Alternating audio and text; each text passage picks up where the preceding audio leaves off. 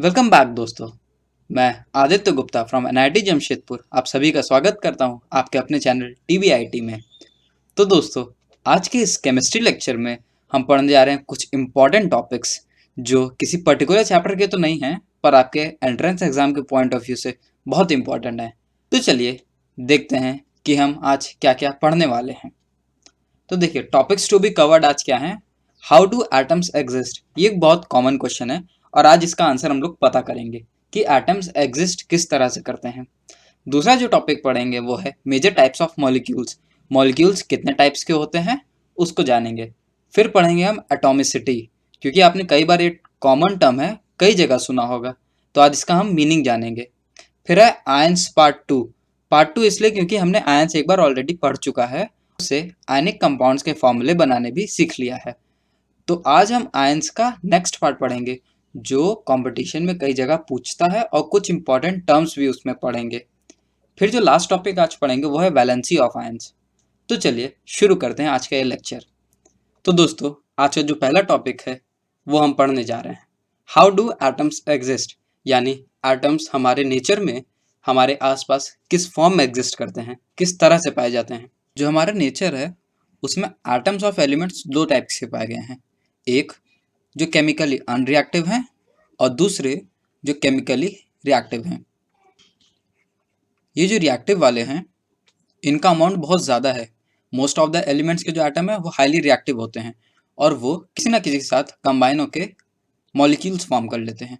और वहीं बचे कुछ अनरिएक्टिव जो कि मेनली नोबल गैसेस होते हैं और ये नेचर में फ्री स्टेट में पाए जाते हैं, यानी कि एक सिंगल एटम इनका पाया जाता है। कुछ एग्जाम्पल इनके हैं हीलियम, नियॉन, आर्गन, क्रिप्टन और दो और होते हैं जीनन और रेडॉन। तो देखिए, जो नेचर में एटम्स हैं वो दो तरीके से पाए जाते हैं, पहले in the form of molecules और दूसरे in the form of ions. तो देखिए, आयंस का तो बेसिक आइडिया हमें है ही और मॉलिक्यूल्स भी हमने पिछले लेक्चर में समझ लिया था। अब जो अगला सवाल यहाँ आता है कि ये एटम्स इस फॉर्म में बन क्यों रहे हैं, ये आयंस या फिर मॉलिक्यूल्स इस फॉर्म में हो क्यों रहे हैं। तो इसका आंसर ये है कि जब एटम्स इनमें से किसी भी एक फॉर्म में जाएंगे तो वो स्टेबल हो जाएंगे, क्योंकि जब ऐसा ये करेंगे तो उनका एक स्टेबल कॉन्फ़िगरेशन बन जाएगा और स्टेबल कॉन्फ़िगरेशन में हर कोई रहना चाहता है। देखिए, आप हो गए, मैं हो गया, इस दुनिया में कोई भी है वो अपने आप को स्टेबल करना चाहता है। देखिए, हम इतना पढ़ लिख क्यों रहे हैं, ताकि हम आगे बढ़ें, कहीं अच्छी जगह जॉब लें और उसके बाद स्टेबल हो जाएं। तो सेम अप्लाई होता है केमिस्ट्री के इन एटम्स में भी, ये भी स्टेबल होना चाहते हैं, इसलिए या तो वो मॉलिक्यूल्स के फॉर्म में मिलेंगे या फिर वो आयंस के फॉर्म में हमको नेचर में मिलेंगे। अब ये जो दो फॉर्म हैं ये जब बहुत सारा आपस में मिलते हैं, जब मिलियंस के अमाउंट में मिलते हैं, तो यही मिल करके हमारा मैटर फॉर्म करते हैं, जो हमने सबसे पहले क्लास में पढ़ा था। तो मैटर जो है एटम्स से मिलकर जो मॉलिक्यूल्स बने, वो जब मॉलिक्यूल्स आपस में ढेर सारे कंबाइन हुए वहाँ से हमें मैटर मिल गया। और ये जो सिंगल मॉलिक्यूल्स है, आयंस है, इसको हम अपने आंखों से नहीं देख सकते, पर यही जब आपस में कंबाइन होकर एक बड़ा मैटर फॉर्म करते हैं तो उसको हम आसानी से देख सकते हैं। एग्जाम्पल के लिए ये हमारा आयोडीन का क्रिस्टल है। आयोडीन माने I2 का क्रिस्टल है और ये पर्पल कलर में पाया जाता है और इसको हम आसानी से देख सकते हैं। तो ये बना कैसे है, जब बहुत सारे आयोडीन मॉलिक्यूल्स आपस में मिलते हैं तो ये आयोडीन क्रिस्टल फॉर्म कर देते हैं। ये है हमारा आयोडीन क्रिस्टल और ये जब मिलियंस के अमाउंट में मिलते हैं तब जाके फॉर्म होता है। और जो एक बहुत कॉमन एग्जांपल है वो है हमारा NaCl, यानी कि सॉल्ट। अभी जो हमारा NaCl है ये एक आयनिक कंपाउंड है, यानी ये आयन से बना है। कौन कौन से आयन्स अब तो आप जान गए होंगे अच्छे से, Na+ और Cl-। अभी जो Na+ और Cl- आयन है इसको आप अपनी आंखों से तो नहीं देख सकते, पर ये जब आपस में कंबाइन होकर एक NaCl मॉलिक्यूल फॉर्म कर रहे हैं, आयनिक कंपाउंड बन रहे हैं, और ये जब मिलियंस के अमाउंट में जब बहुत सारे इकट्ठा हो रहे हैं तब जाके आप देख रही है आपको ये एक दाना टाइप का दिखेगा। तो ये जब मिलियंस में बहुत ज़्यादा अमाउंट आपस में कंबाइन होते हैं उसके बाद जाके ये हमारा NaCl का कंपाउंड फॉर्म होता है। यहाँ पे आप लोग एक बात और याद रखिएगा कि ये जो आयोडीन का क्रिस्टल है इसका कलर वॉयलेट होता है, तो एग्जाम में आपसे पूछ सकता है, इसको याद रखिएगा कि आयोडीन क्रिस्टल का कलर वॉयलेट होता है। चलिए अब आगे बढ़ते हैं दोस्तों। जो अगला टॉपिक है वो है मेजर टाइप ऑफ मॉलिक्यूल्स। तो मेजर टाइप ऑफ मॉलिक्यूल्स समझने से पहले ये समझते हैं कि मॉलिक्यूल होता क्या है। एक बार इसको जल्दी से रिवाइज कर लेते हैं। तो कलेक्शन ऑफ एटम्स या फिर जब एटम्स आपस में कंबाइन होते हैं तो मॉलिक्यूल फॉर्म होता है। अगला पॉइंट है कि a molecule is an electrically neutral group of two or more atoms chemically bonded together. अब देखिए, आपको स्टार्टिंग में ही बताया गया था कि जो हमारे एटम होते हैं और जो हमारे मॉलिक्यूल्स होते हैं वो इलेक्ट्रिकली न्यूट्रल होते हैं। तो इसी पॉइंट को यहाँ पर फिर से समझा रहा है और ये भी बोल रहा है कि जो मॉलिक्यूल्स है ये टू और मोर एटम्स से कंबाइन होकर फॉर्म हो रहा है। अगला पॉइंट कह रहा है the forces which hold the atoms together in a molecule is called covalent forces. इस कोवैलेंट पे ध्यान रखिएगा, आप लोग इसको याद करके रखिएगा। आने वाले जो चैप्टर्स हैं उसमें हम इसको और डिटेल में समझेंगे कि जो फोर्सेस मॉलिक्यूल्स को आपस में होल्ड कर रही हैं उन फोर्सेस का नाम है कोवैलेंट बॉन्ड्स। अब आगे हम समझेंगे कि टाइप्स ऑफ मॉलिक्यूल्स क्या होते हैं। अब देखिए, जैसा मैंने पिछले स्लाइड में समझाया, मॉलिक्यूल्स एटम से कंबाइन होकर फॉर्म होते हैं। एटम्स सेम भी हो सकते हैं और डिफरेंट भी हो सकते हैं। इसी के बेसिस पर दो तरीके के मॉलिक्यूल्स को डिफाइन किया गया। पहला था मॉलिक्यूल ऑफ एलिमेंट्स और वहीं दूसरा था मॉलिक्यूल्स ऑफ कंपाउंड। देखिए, दोनों जो है बहुत इजी टॉपिक हैं। अब ये जो हमारा मॉलिक्यूल्स ऑफ एलिमेंट्स है इसमें दो या दो से ज़्यादा, याद रखिएगा, दो या दो से ज़्यादा सिमिलर एटम्स केमिकली कंबाइन होते हैं। और वहीं पर जो कंपाउंड्स है उसमें दो या दो से ज़्यादा डिफरेंट एटम्स कंबाइन होकर फॉर्म होते हैं। चलिए इसको एग्जाम्पल से समझते हैं, तब आपको और अच्छे से समझ में आएगा। सबसे पहले हम देखेंगे मॉलिक्यूल्स ऑफ एलिमेंट्स का एग्जाम्पल। देखिए, जो फिगर नंबर ए है ये एक हाइड्रोजन का मॉलिक्यूल है और फिगर नंबर बी एक नाइट्रोजन का मॉलिक्यूल है। अब ये फॉर्म ऐसे हो रहा है जब एक हाइड्रोजन एटम और दूसरा हाइड्रोजन एटम आपस में केमिकली रिएक्ट करके कंबाइन होता है तो ये जाके हाइड्रोजन मॉलिक्यूल फॉर्म कर रहा है। सिमिलरली जब एक नाइट्रोजन और एक नाइट्रोजन एटम्स आपस में कंबाइन होते हैं तो नाइट्रोजन मॉलिक्यूल फॉर्म होता है। ठीक उसी तरह एक ऑक्सीजन मॉलिक्यूल और एक क्लोरीन मॉलिक्यूल भी फॉर्म होता है। देखिए, यहाँ पर दो दो एटम्स कंबाइन हो रहे हैं। इसी तरह हम जानते हैं ओजोन यानी कि O3 के केस में क्या होता है, तीन ऑक्सीजन के एटम्स आपस में कंबाइन होते हैं और O3 मॉलिक्यूल फॉर्म होता है। इसी तरह कुछ और भी एग्जांपल हैं जहां तीन से ज़्यादा सेम टाइप के एटम्स आपस में कंबाइन होकर मॉलिक्यूल फॉर्म करते हैं। फॉर एग्जाम्पल, आपने सुना होगा फॉस्फोरस। फॉस्फोरस होता है आपका P4। और आपने एक सुना होगा सल्फर।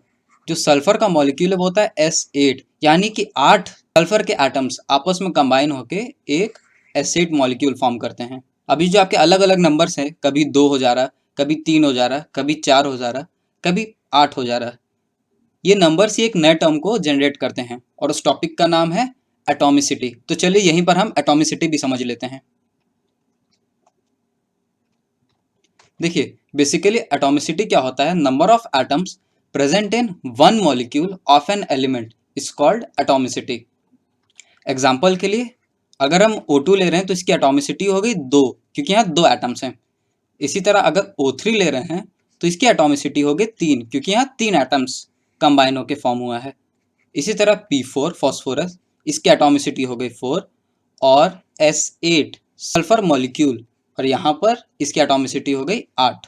बेसिकली देखा जाए तो ऑक्सीजन, ओजोन, फॉस्फोरस और सल्फर ये सब एक मॉलिक्यूल हैं और इसमें नंबर ऑफ एटम्स जो प्रेजेंट है वही इसकी एटॉमिसिटी है। यहाँ पर 2, यहाँ 3, यहाँ 4 और यहाँ 8।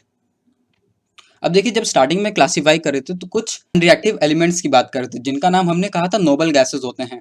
नोबल गैसेस के एटम्स अकेले पाए जाते हैं। For example helium, neon, argon, krypton. इसको आप याद रख लीजिएगा क्योंकि एग्जाम में पूछ सकता है। 4 ऑप्शन देगा, पूछेगा which of these is a Nobel element या नोबल एटम। तो उस क्वेश्चन के पॉइंट ऑफ व्यू से आपका ये इंपॉर्टेंट है। और ये सब की एटॉमिसिटी कितनी हो जाएगी, 1, क्योंकि ये हमेशा अकेले ही पाए जाते हैं। ये चारों की एटॉमिसिटी 1 होगी। और ये सब जो है ये इसके एटॉमिक सिंबल्स हैं। अब देखिए, एटॉमिक सिंबल्स आपको याद होनी चाहिए धीरे धीरे, क्योंकि हर जगह हम पूरा नाम नहीं लिख सकते और इसी कन्वीनियंस के लिए ही एटॉमिक सिंबल्स का यूज़ किया जाता है ताकि हमको बार बार पूरा लिखना ना पड़े। इसी तरह कुछ और एग्जांपल जिनका एटॉमिसिटी 2 है, वो हो गया हमारा O2, N2, Cl2, I2, Br2 और ऐसे बहुत सारे होते हैं। सिमिलरली एटॉमिसिटी 3 का एग्जांपल है ओजोन। और यहाँ एक और सीखने वाली बात यह है कि ये सबको हम कहते हैं मोनोएटॉमिक।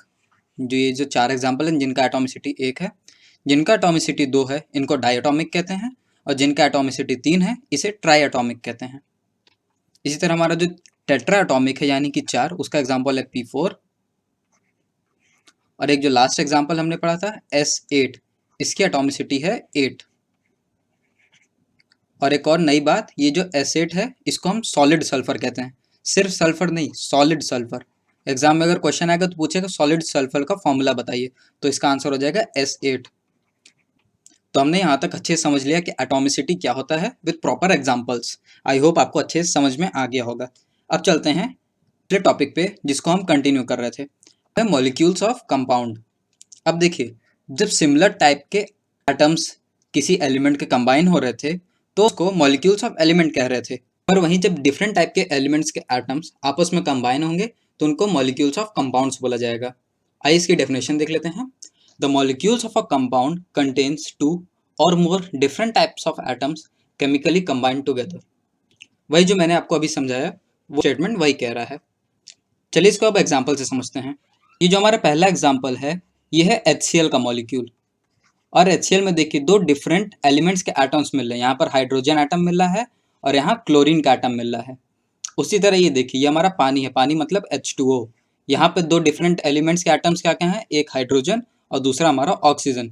ये देखिए ये जो साइड में आपको 2 दिख रहे हैं ये हाइड्रोजन है, ये जो बीच में बड़ा सा दिख रहा है ये हमारा ऑक्सीजन है। इसी तरह कुछ और एग्जाम्पल्स मॉलिक्यूल्स ऑफ कंपाउंड के हैं हमारे CO2 यानी कार्बन डाइऑक्साइड, NH3 यानी कि हमारा अमोनिया, CH4 जिसे कि मीथेन भी कहते हैं, SO2 यानी कि sulphur dioxide, SO3 sulphur try oxide, और इस तरह बहुत सारे एग्जाम्पल होते हैं।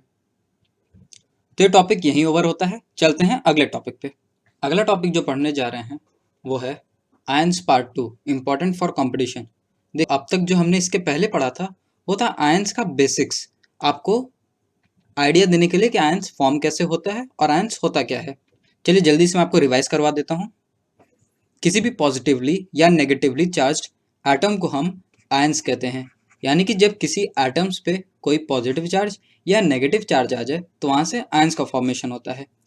अब फॉर एग्जांपल अगर कोई हम X एटम ले लें और इसमें से इलेक्ट्रॉन निकल जाए तो ये एक पॉजिटिव आयन फॉर्म कर लेगा।